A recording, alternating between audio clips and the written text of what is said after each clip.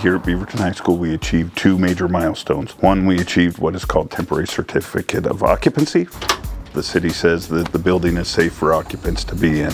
And then along with that, we achieved substantial completion with the school district. Substantial completion is huge for us. It's probably our biggest accomplishment outside of actually finishing the full build of the project, so it's a massive accomplishment. Substantial completion means on a construction project when the building is complete enough that it's beneficially used by the client. In this case, that's Beaverton School District and Beaverton High School. The district hires a general contractor like Skanska to come in and build a beautiful new building like this. So we're operating as the school district's agent to construct this building.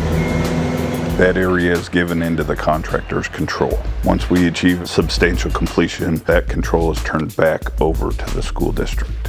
So when Skanska maintains control of the building, they're liable for all things associated with the building. And when we take over the responsibility, that liability then transfers back to the district as soon as substantial completion is achieved. Beaverton High School today sits at a point that once all the furniture's in, students could be here starting class in the next week if need be. It's been really impactful for our team to see it come this far. It does not mean that work is totally done. Cleaning, painting, patching, that kind of thing is really what's happening right now. We're actually able to get our moving teams in here and then our furniture, fixture, and equipment teams to start furnishing the building to get it ready for the teachers when they show up here in August.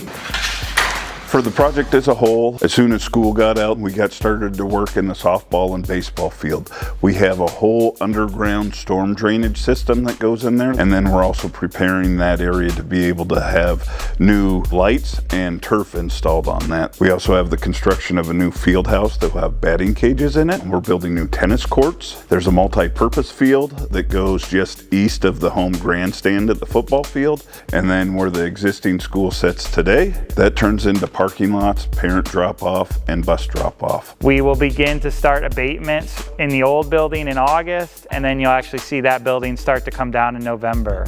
Our team started conceptualizing this project back in 2020, and to see it come to this space where we're now done and occupying this space, it's been a long road, and it's pretty rewarding to see us get there.